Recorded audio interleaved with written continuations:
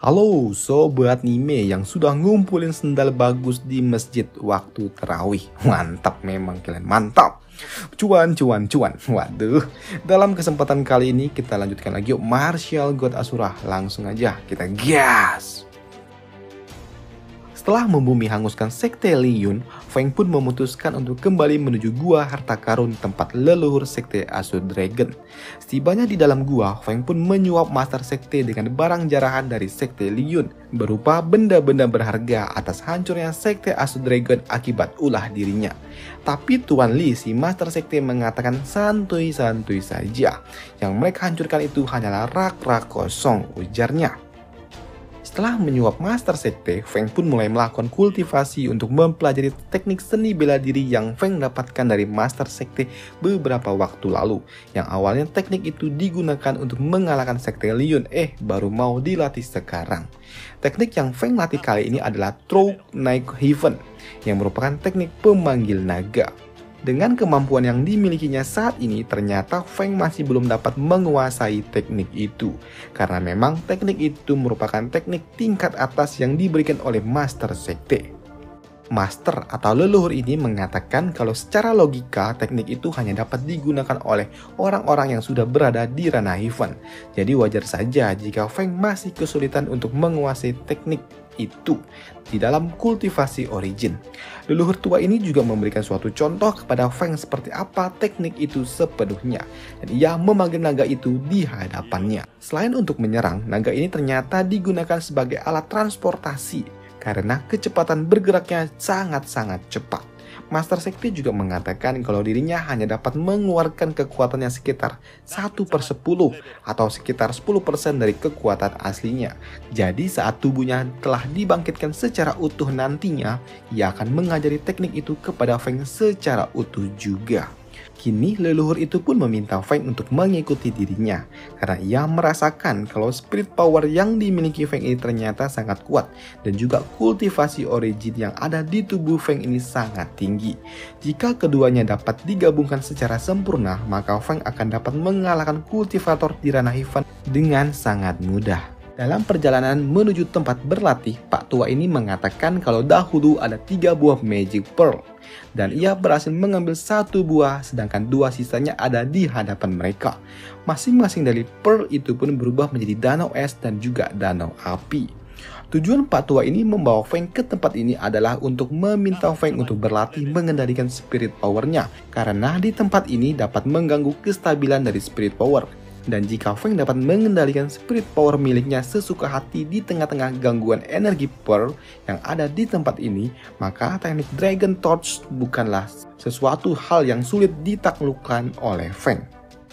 Dan Pak Tua ini juga meminta agar Feng tidak masuk ke dalam lebih jauh dari tempat ini, karena di dalam sana ada sesuatu yang bahkan tidak dapat ia taklukkan. Tapi Feng yang kepo, ia pun intip-intip ada apa sih pikirnya. Dan ternyata di ujung jalan ada gua yang ditutupi oleh tulisan-tulisan rune. Dan Feng pun tahu kalau ada tulisan rune seperti ini, sepertinya pasti ada suatu evil spirit yang tersegel di dalam sana. Karena ini bukanlah kali pertama Feng melihat simbol-simbol itu. Sudah puas dengan rasa keponya, Feng pun melakukan kultivasi untuk melatih spirit power miliknya. Dan Feng pun melakukan hal itu hingga beberapa bulan, sampai ia benar-benar dapat mengendalikan spirit powernya. Setelah ia berhasil mengendalikan spirit power yang ada di dalam tubuhnya, Feng pun merasakan kalau ada sesuatu di danau ini. Dan Feng pun akhirnya tahu dan menyadari kalau itu tidak rusak tapi masih ada di tempat ini dan tidak berubah menjadi es dan juga api. Mereka hanya bersemayam di tempat ini. Dan apa yang dilakukan Feng selama beberapa bulan di tempat ini malah membuat kedua Pearl itu pun semakin aktif. Feng yang tahu kalau Pearl itu pasti akan segera keluar, jadi ia memutuskan untuk segera pergi dari tempat ini. Dan benar saja, saat ini kedua Pearl itu pun kembali muncul dan mengejar Feng. Feng pun tahu kalau ini sangat berbahaya. Ia juga mendengar dari leluhur kalau banyak para master tewas karena tubuh mereka dimasuki oleh Pearl ini. Egi pun tahu kalau Feng sepertinya terdesak. Ia meminta kendali atas tubuh Feng seperti waktu lalu. Tapi Feng pun terlambat. 2 Pearl itu pun langsung menghantam tubuhnya dari belakang. Dan kedua Pearl itu pun mencoba masuk ke dalam tubuh Feng. Ketika kedua manik itu masuk ke dalam dantial Feng, sosok naga pun langsung meraung yang membuat kedua manik itu pun langsung kabur. Karena ternyata di dalam tubuh Feng ada kodam naga. Waduh. Karena kedua pearl itu takut dengan kodam naga milik Feng, bertepatan pula di depan mereka ternyata ada dua gadis cantik yang tiba-tiba datang menghampiri untuk bertemu dengan Feng. Dan kedua manik itu pun masuk ke dalam tubuh nona-nona cantik itu. Feng di sini pun takut dan ia meminta bantuan Eggy untuk mengeluarkan dua manik-manik itu dari tubuh gadis-gadis cantik ini. Tapi Eggy mengatakan hal itu mustahil untuk dilakukan dengan level kultivasi Feng saat ini. Eggy pun menyarankan agar Feng segera pergi dari tempat ini, dan jika kedua manik itu berhasil mengambil alih tubuh gadis-gadis itu, maka manik itu pasti akan langsung mencoba mengeksekusi Feng. Tapi Feng pun mengatakan kalau dirinya tidak mau meninggalkan kedua gadis cantik ini, terutama Suro, karena Feng sudah merasakan surga dunia di antara kedua paha milik Suro. Waduh, maaf, puasa. Oke, lanjut. Di sini Suro pun meminta Feng untuk segera pergi dari tempat ini. Ia tahu kalau kesadarannya sudah perlahan-lahan mulai menghilang, dan ia takut jika kesadarannya benar-benar menghilang, tubuhnya akan mulai bergerak menyakiti Feng. Begitu juga dengan Mai, yang merasakan hal yang sama. Ia merasakan hawa panas di tubuhnya. Tapi Feng pun mengatakan kalau dirinya tidak akan pergi meninggalkan kedua gadis cantik itu. Gi yang mendengar hal itu ia pun jengkel. Ia meminta Feng untuk segera pergi. Tapi kalau Feng memang mau mati di tempat ini maka mati sendiri, jangan ajak-ajak Eggy. Mendengar hal itu Feng pun baru sadar kalau ternyata masih ada sosok gadis lainnya yang ia miliki, yaitu Eggy. Feng pun tahu kalau dirinya tidak boleh menyeret Eggy dalam masalah ini. Dan kejadian itu ternyata diketahui oleh Master Sekte yang mencoba menyegel kedua gadis cantik itu dengan menggunakan kemampuan miliknya. Ia juga meletakkan kedua gadis itu di tempat sebelah jasad miliknya juga. Pak tua ini juga mengatakan kalau tidak ada cara untuk menyembuhkan mereka. Pak tua ini juga mengatakan kalau dirinya hanya dapat menyegel manik itu dan mempertahankan kesadaran gadis-gadis itu selama 2 tahun saja. Di sini Feng pun tahu kalau waktu itu sangatlah singkat, dan ia kembali bertanya apa memang tidak ada cara untuk menyelamatkan mereka. Pak tua ini mengatakan tidak ada caranya, tapi mungkin ada satu cara yang cukup sulit, yaitu Feng harus mencari atau menjadi seorang World Spiritist ungu dalam waktu 2 tahun. Pak tua ini mengatakan teknik yang dapat memisahkan manik itu dari seseorang hanyalah seorang World Spiritist ungu. Dan ingat, Feng cuma memiliki waktu 2 tahun saja. Feng pun bingung tentang apa yang harus ia lakukan. Ia tahu ini sangatlah sulit, bahkan bisa dibilang mustahil. Tapi Eggy mengatakan kalau masih ada satu cara lainnya. Eggy mengatakan apakah Feng masih ingat dengan bis iblis yang ada di Tower Spirit beberapa waktu lalu saat Feng menyelamatkan Eggy. Eggy menambahkan bukankah Feng di sana dapat menemukan seorang World Spiritist ungu. Selama Feng dapat menjadi seorang World Spiritist biru dalam waktu 2 tahun saja, Feng dapat melepaskan segel yang mengurung bis itu dari luar. Dan Feng hanya perlu meminta bis itu berjanji untuk melepaskan manik itu dari tubuh gadis-gadis itu. Dan itulah satu-satunya cara atau peluang yang masuk akal dalam 2 tahun ke depan. Kini tanpa buang-buang waktu lagi, Feng pun langsung pamit izin kepada Master Sekte untuk segera pergi. Di dalam perjalanannya menuju Provinsi Qing, Feng pun merasakan ada aura yang sangat kuat di sekitarannya. Dan benar saja, di hadapannya kini ada suatu cahaya kuning yang sangat menyilaukan. Dari balik cahaya itu ternyata ada bis tingkat Hyuan yang telah dijinakan sebagai penarik kereta. Dan ternyata itu merupakan iring-iringan dari dinasti Jiang. Dinasti Jiang ini merupakan kekaisaran yang menguasai 9 provinsi, di mana setiap anggota keluarganya memiliki suatu garis keturunan khusus yang membuat garis keturunan ini menjadi OP parah di 9 provinsi. Ingat, cuma 9 provinsi. Indonesia aja ada 34 provinsi, ini baru 9. Oke, lanjut. Dan ternyata orang-orang dinasti Jiang ini datang menuju istana Pangeran Qilin. Di hadapan tuan muda dari dinasti Jiang, Lord Mansion Qilin bukanlah apa-apa, bahkan mereka sangat gagap saat berbicara dengan tuan muda itu. Dan tanpa basa-basi, tuan muda itu pun langsung mencomot kepala Lord Mansion Qilin dan bertanya, apakah kau tahu kejahatan dirimu? Tuan, apa maksud Anda? Lord Manchin Qilin, kau ditugaskan untuk memerintah provinsi Asura oleh kekaisaran. Namun ketika kau menemukan makam misterius di provinsi Asura, kau bukannya hanya tidak melapor, bahkan kau secara pribadi membuka makam itu dan berencana menyimpan harta dinasti untuk dirimu sendiri. Dan itu merupakan suatu pelanggaran berat. Tuan, kasihani hamba, tolong Tuan. Kepala si kampret itu pun langsung dipencet hingga ingusnya keluar. Setelah mengeksekusi si kampret itu, tuan muda ini akan pergi menemui seseorang yang merupakan orang penting yang ada di provinsi Asura. Dan ternyata saat ini tuan muda itu datang ke tempat Feng Qi, si Pak Tua Kuning. Tapi yang sebenarnya ditemui bukanlah Pak Tua Kuning, melainkan World Spiritus biru ini. Tuan muda ini menyapanya dengan sangat sopan dan melaporkan kalau ia telah mengeksekusi Lord Manchin Qilin dengan kedua tangannya sendiri, sesuai perintah dari World Spiritus biru itu. Orang tua ini juga memberitahu kalau makam kuno yang mereka temui di tempat ini merupakan makam kaisar. Dan tentu saja mendengar kabar itu membuatnya terkejut. Tapi entah kenapa, World Spiritus itu tidak ingin pembicaraan ini dilanjutkan. Ia malah memperkenalkan Qi Feng kepada tuan muda itu dan meminta agar Manchin Qilin nantinya diserahkan kepada Feng Qi. Tuan muda ini juga mengatakan kalau leluhur mereka meminta agar World Spiritus biru itu kembali ke kaisaran karena para leluhur mengatakan tidak ada dividen body yang muncul di tempat ini. Tapi hal itu pun ditolak oleh Pak Tua ini. World Spiritus ini mengatakan kalau di tempat ini ia merasa nyaman dan juga merasa bebas, dan ia ingin menunggu kedatangan dividen body di tempat ini saja daripada harus menunggunya di istana. Pak Tua itu juga mengatakan kalau dividen body harus ditemukan apapun resikonya. Mereka yang memiliki dividen body memiliki suatu aura seorang raja. Mereka sama sekali tidak mau berada di bawah orang lain. Namun jika mereka menerima kebaikan ketika mereka masih muda, bahkan jika mereka tidak mau digunakan oleh dinasti, maka kita masih tetap dapat bersyukur. Tapi jika dinasti tidak memberikan kebaikan kepada mereka dan sebaliknya malah memperlakukan buruk, maka akan tumbuh suatu kebencian dan juga dendam di hati mereka. Dan tentu saja hal itu akan membuat orang itu memiliki suatu pemikiran untuk menguasai dunia. Dan orang itu pasti akan tiba di 9 provinsi ini. Dan siapa yang akan mereka hadapi di 9 provinsi? Ya, tentu saja pasti dinasti Jiang yang akan menjadi suatu penghalang yang akan dihancurkan oleh orang itu. Mendengar itu semua, tuan muda ini pun langsung terdiam 1000 bahasa. Di tempat lain, saat ini Feng pun tiba di kota yang ada di provinsi Qing. Di sana, Feng pun melihat sekumpulan rakyat jelata sedang antri minyak goreng. Feng yang menerobos antrian, ia dihalangi oleh seorang petugas yang meminta agar Feng kembali antri. Tapi Feng pun mengatakan kalau dirinya ke tempat ini buat membeli suatu barang, bukan untuk menerima BLT. Mendengar ada seorang yang mau belanja, membuat seorang pedagang ini pun sangat bahagia. Di sini, Feng pun meminta semua barang yang ada di tempat ini, semua jenis makanan terbaik. Tapi saat Feng mau memakannya, tentu saja ia diminta bayar. Dan di sanalah Feng baru sadar kalau dirinya ternyata gembel tak punya duit.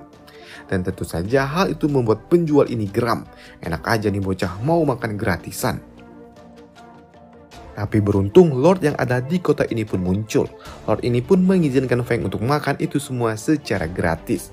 Lord ini juga mengatakan kalau Feng ini pasti bukan berasal dari kota ini. Jadi ya nggak apa-apalah, anggap aja amal untuk para musafir. Lord ini juga bertanya tentang apa tujuan Feng datang ke kota ini. Karena ia tahu Feng ini pasti bukanlah gembel. Feng mengatakan kalau dirinya datang ke tempat ini untuk pergi menuju Thousand Monster Mountain atau Gunung 1000 Monster.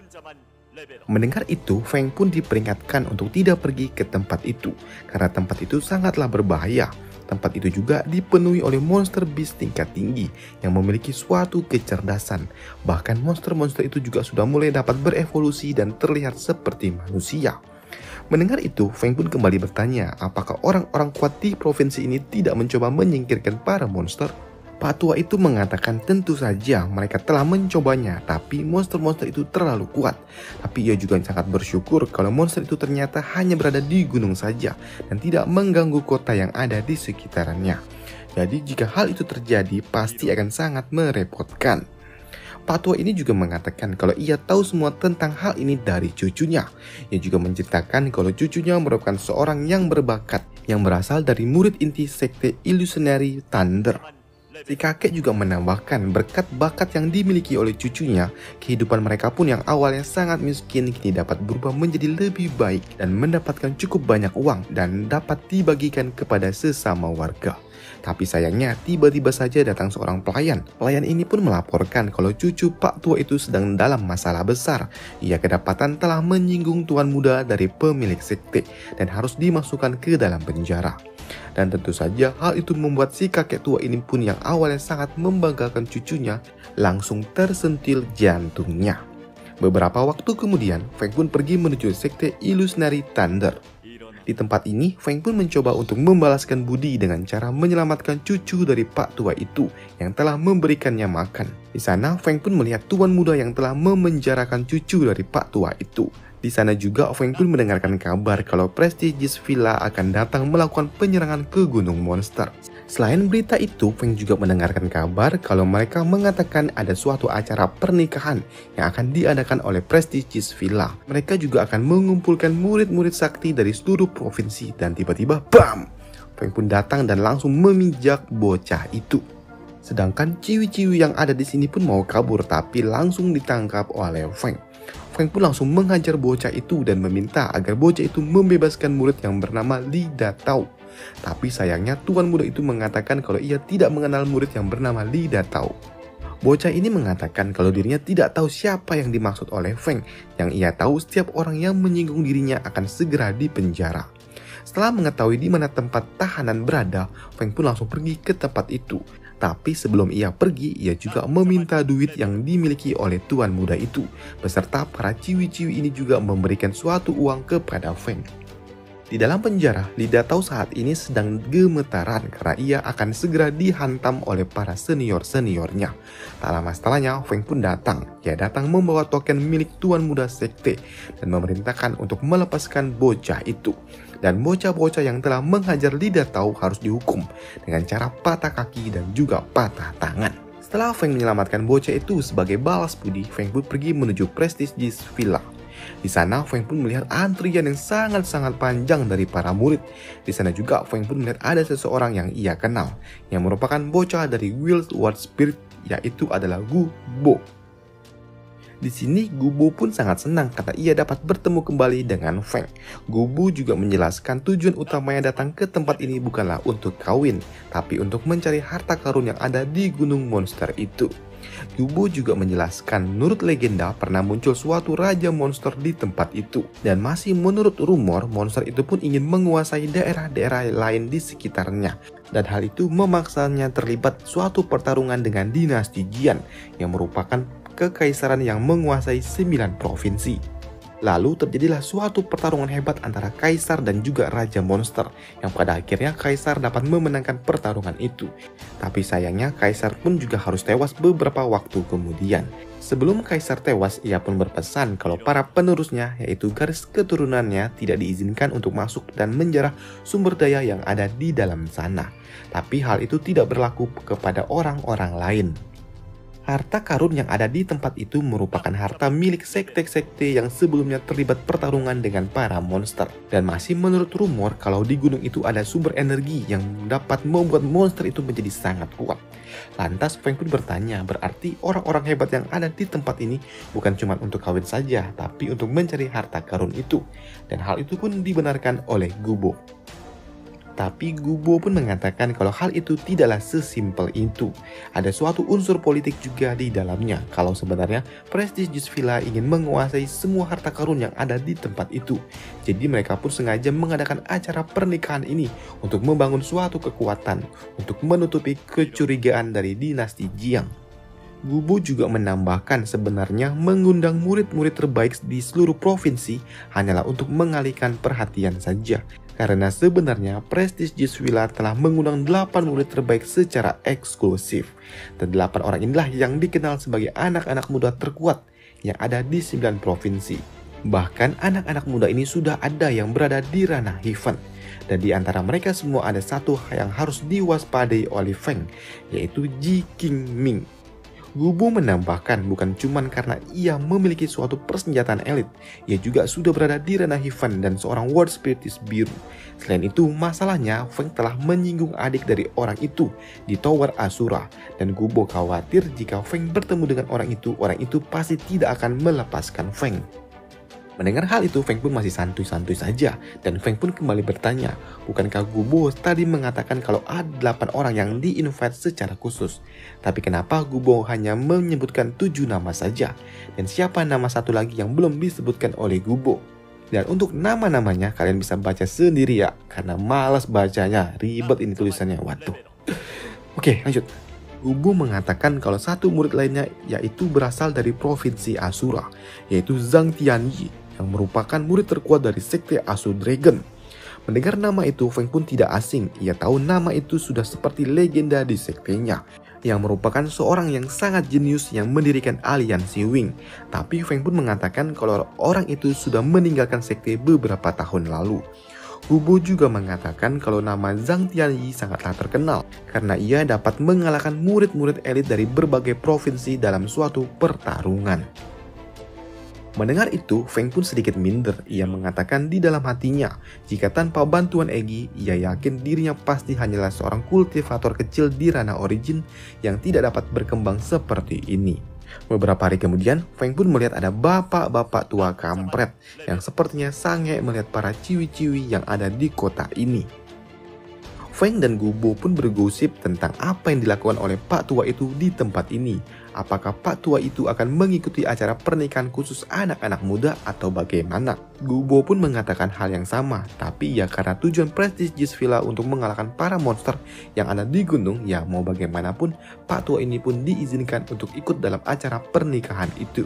Dan tak lama setelahnya, para panitia ujian pun tiba-tiba saja muncul. Para panitia ini pun memberitahu kalau para ciwi-ciwi cantik sudah menunggu para lelaki jomblo di kota utama. Dan para ciwi-ciwi yang disiapkan mereka bukanlah ciwi-ciwi sembarangan, tapi ciwi-ciwi spek model. Waduh, ikut antri nggak nih? Ikut dong! Tapi panitia pun mengatakan untuk menikmati para ciwi-ciwi, para pemuda yang ada di sini harus lulus tes terlebih dahulu. Mereka hanya harus melewati pintu yang ada di belakang ini sebagai syarat apakah mereka layak untuk para ciwi-ciwi apakah tidak. Dan untuk siapapun yang pertama kali keluar dari pintu itu, mereka akan mendapatkan hadiah berupa 10.000 Proven Bits. Mendengar jumlah sebanyak itu, Egi pun sangat bersemangat. Tapi Feng pun sedikit ragu dan tidak begitu yakin, karena ia tahu para kultivator yang ada di tempat ini para jago-jago. Tapi mengingat jumlah yang sangat banyak seperti itu, ia juga bersemangat untuk mendapatkannya, karena ia dapat naik level dengan sangat cepat dengan menggunakan Proven Bits sebanyak itu. Sebelum Feng masuk ke dalam pintu itu, Feng pun bertemu kembali dengan si rambut merah ini. Si kampret ini pun memprovokasi Feng untuk masuk ke pintu jalur Proven, dan di sana ia akan menunggu Feng di dalamnya. Gubo pun yang mendengar hal itu, ia memperingati Feng. Sepertinya si rambut merah itu mengatur suatu rencana, dan ia yakin kalau si kampret itu pasti tidaklah sendirian untuk menyergap Feng. Tapi Feng pun mengatakan santuy-santuy saja. Gua jago mek, jadi selau kata Feng. Gubo pun sebenarnya ingin masuk melalui pintu origin, bukan pintu Proven. Tapi ia pun tidak dapat membiarkan Feng bertarung sendirian untuk melawan para kampret itu. Jadi ia pun masuk ke pintu yang sama dengan Feng. Dan benar saja, di dalam sana mereka pun disergap oleh si rambut merah dan juga kelompoknya. Tapi mereka semua yang ada di sini bukanlah lawan yang berarti untuk Feng. Bahkan dengan mudah Feng pun dapat memijak si kampret itu. Bahkan Feng pun dapat menekan dengan auranya yang membuat para kroco-kroco lainnya pun tidak berani bermain-main dengan Feng. Karena Feng menganggap kalau masalah ini telah selesai, Feng pun memutuskan untuk masuk ke dalam lebih jauh lagi. Feng pun juga tahu kalau ia menghabiskan banyak waktu jika cuma berlari. Jadi saat ini ia mengeluarkan Traveling Dragon Trope untuk membawanya melesat dengan sangat cepat ke tempat itu. Di ujung jalan, Feng pun melihat ada dua orang yang sedang bertarung, yaitu Pak Tua Mesum itu dengan seorang bocah. Feng pun tahu kalau bocah itu yang ada di depannya itu lebih muda daripada dirinya. Ia juga tidak menduga kalau bocah itu ternyata sudah berada di ranah Proven tingkat 9. Di sini Feng pun tahu kalau ia tidaklah cukup kuat untuk terlibat pertarungan dengan mereka dan ia tidak ingin terlibat di dalam pertarungan kedua orang itu. Jadi saat ini ia menyelinap ke pintu tempat hadiah ujian itu berada. Dan benar saja, Feng pun menemukan hadiah di tempat itu. Di sana, Feng pun hanya mengambil Profound Beat-nya saja. Dan Feng tidak mengambil lencana simbol pemenang dalam ujian tes kali ini. Karena Feng tidak ingin mencuri perhatian publik. Dan siapa yang menduga kalau ternyata bocah itu berhasil memenangkan pertarungan dengan Pak Tua museum itu yang sudah berada di ranah Heaven. Sedangkan bocah itu masih berada di ranah Profound. Dan Feng pun juga baru sadar kalau ternyata bocah itu memiliki suatu garis keturunan dari dinasti Jiang. Di sini Feng pun juga tidak menduga kalau ada bocah dari dinasti Jiang yang menyelinap ke dalam tes kali ini. Dan setelah 5 jam berlalu, akhirnya ujian ini pun resmi ditutup. Dan panitia pun mengucapkan selamat kepada para murid yang telah lulus dalam ujian kali ini. Selain itu, panitia pun juga meminta kepada para murid untuk beristirahat dan memulihkan diri untuk mengikuti acara pernikahan yang akan dilangsungkan beberapa hari lagi. Di dalam mansion tempat Feng menginap, Feng pun saat ini sangat gelisah. Ia sudah mengkonsumsi 10.000 Profound Beats, tapi ia tidak merasakan adanya perubahan di dalam kultivasi tubuhnya. Tapi Egi pun di sini mengatakan dan meminta Feng untuk tidak panik. Egi juga meminta agar Feng untuk pelan-pelan dan santuy-santuy saja. Relax. Karena ia tahu Feng ini sangat berbeda dengan para kultivator lainnya. Jadi Egi meminta agar Feng santuy, relax, dan cerot. Dan benar saja, ketika Feng melakukan kultivasi, kini Feng dapat melihat ada sosok yang berputar-putar di dalam dantialnya. Dan Feng pun mengatakan kepada sosok itu untuk tidak perlu ragu jika ingin bergabung dengan tubuhnya. Maka Feng akan berjanji akan membuat kekuatan itu berkembang dengan sangat cepat. Dan tiba-tiba saja ada sosok naga yang muncul dan bergerak dengan sangat cepat ke arah Feng dan BAM! Ia masuk ke dalam jantungnya Feng. Dan ternyata saat ini Feng memiliki kodam lagi. Dan seketika Feng pun merasakan suatu energi yang mengalir di tubuhnya. Ia juga naik level ke ranah Profound tingkat 1, tingkat 2, dan tingkat 3. Tapi ternyata tidak sampai di sana saja. Feng pun merasakan ada suatu petir yang mengelilinginya. Dan benar saja Feng pun kembali naik level ke ranah Profound tingkat 4 dan naik hingga ke Profound tingkat 5. Dan tentu saja hal itu sangat mengejutkan bagi Egi. Tapi Feng pun mengatakan walaupun ia sudah naik ke ranah ini, tapi tetap saja kemampuannya tidaklah sebanding dengan bocah dari dinasti Jiang yang dapat mengalahkan master di ranah Heaven. Egi mengatakan untuk tidak perlu berkecil hati karena memang bocah itu memiliki suatu garis keturunan yang berbeda dengan Feng, sedangkan Feng pun mengandalkan dirinya sendiri. Feng pun berterima kasih kepada Egi yang memberikannya semangat untuk dirinya, dan ia juga akan mencari tahu siapa yang menyegel Egi di dalam tubuhnya dan akan meminta orang itu melepaskan Egi agar Egi mendapatkan kembali kebebasannya. Tak lama setelahnya, si bocah ini pun datang kembali dan mengajak Feng untuk jalan-jalan keliling pasar malam. Di sana juga Feng pun melihat para ciwi-ciwi heboh, dan ternyata hal itu disebabkan oleh para kampret-kampret ini yang tiba-tiba saja muncul. Para kampret-kampret yang sudah dikalahkan oleh Zhang Tian. Tak hanya 4 kampret ini saja yang muncul, saat ini muncul juga 1 kampret lainnya yang bernama Murong Yu. Dan sepertinya 4 kroco itu pun tidak memiliki suatu hubungan yang baik dengan pria yang baru saja muncul itu. Mereka berempat pun malah mencoba untuk menyerang Murong dengan sekali sat. Mereka berempat pun langsung tumbang. Gubung pun mengatakan kalau bocah itu menggunakan senjata elit yang dapat membuat keempat orang itu langsung tumbang. Feng yang mendengar hal itu, ia pun baru tahu kalau kekuatan senjata elit itu ternyata sangat luar biasa. Tapi tiba-tiba muncul kampret lainnya lagi, yaitu Ji Qingming. Si kampret Murong yang melihat si kampret Qingming muncul malah menantangnya bertarung. Tapi begitu si kampret Qingming mengeluarkan auranya, barulah terlihat perbedaan kekuatan di antara mereka. Tapi tiba-tiba Qingming pun mengurungkan niatnya, karena ia tahu di depannya ada Chu Feng, orang yang telah memijak-mijak adiknya. Dengan sekali tatapan maut dari Qingming, membuat Feng pun merasakan jantungnya seperti tertusuk oleh pedang. Dan hal itu pun membuat Feng keringat dingin.